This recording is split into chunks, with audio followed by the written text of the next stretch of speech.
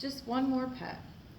One day I was walking home from my best friend's house. I could hear the birds singing and some kids playing in the park. Then I heard a strange little noise in the bushes. I pushed aside the bushes and couldn't believe what I saw. It was a little doggy.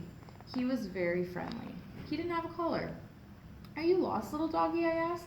He followed me home. What could I do? Mom, I yelled when I got home. Can we please keep him? I asked. When Mom saw who had come home with me, she was surprised. You have to take him back, little critter. We have too many pets, Mom said. He's lost and he doesn't have a home, I pleaded. Mom said we had to discuss it as a family, but we should make sure the little doggy was safe. He could stay in my room, I said. Mom let me tie him up in the backyard until Dad got home. Our kitty did not like him. She puffed up her fur and hissed at him. I didn't think that was very nice. Our dog didn't like him either. He barked and barked. The little dog was scared. That is not how you treat a guest, I told my pets. I gave the little doggy a bath. He liked that. He splashed in the water for a long time and the bubbles went everywhere. I took him to my room so he would be comfortable for the night. That's when little sister saw him. I'm going to tell, she said. I had to give her $1 just to keep her quiet. Mom heard the doggy bark and she made me take him back outside. The little doggy looked so sad. I decided to keep him company. I wanted my $1 back, but little sister wouldn't give it to me. The little doggy and I were both a little bummed about how things turned out. When Dad came home, I showed the little doggy to him. He and Mom talked it over. He can stay here until we find his owner, he said. And what if we can't find his owner, I asked. Can I keep him? Let's worry about that later, Mom said, but I was already worried about it. We made a bed for the little doggy in our garage. I sang him a goodnight song and asked him to go to sleep, but the doggy barked and barked. He sounded lonely. He sounded sad. I took my bath and got ready for bed, but the little doggy still cried. Dad read a bedtime story to me. We could hear the doggy whine the whole time. He was so scared. I tried to sleep, but I could still hear the doggy. I recently just got a dog myself, and she used to cry throughout the entire night too.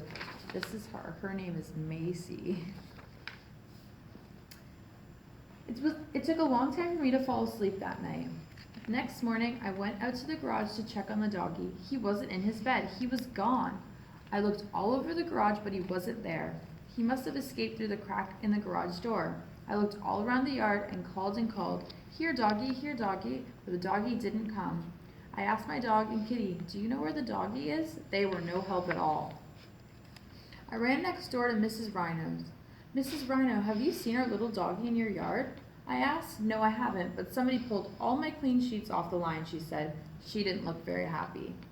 I ran over to Mr. Bovine's house. Have you seen a little doggy in your yard? I asked. No, I haven't, but somebody dug up my garden, he said. He was very upset. I saw Mr. Elephant in his yard. Mr. Elephant, have you seen a little doggy in your yard? I asked. No, I haven't, but somebody chewed up my hose, he said. He was mad. Mom and Dad and little sister came to help me look. We asked all over the neighborhood, but nobody had seen the doggy. We looked all over our yard one more time in case he was hiding, but we didn't find him. When we got home again, I walked in the garage. I heard a bark and I ran inside. The doggy was back. Only he was a she, and she was a mama. She had 4 little puppies. I called everybody. Oops, we have more doggies, I said. Little sister was excited. Mom and Dad didn't say anything, but I bet they were excited too. Just then, a car drove up. Out of the car stepped a little girl and her mom. I'd never seen them before. Have you seen a little lost dog? The girl asked. I brought the girl to the garage. She was so happy when she saw the little doggy, but I was not. It is my dog, she said, and I even have puppies too. Thank you for taking care of her. The little doggy barked. This time she didn't sound sad or lonely. She sounded very excited. The girl picked up a puppy and held it out to me. Would you like to have a puppy after they get a little bigger, she asked. I asked Mom and Dad if I could. After they talked it over, Mom and Dad agreed. Yes, just one more pet.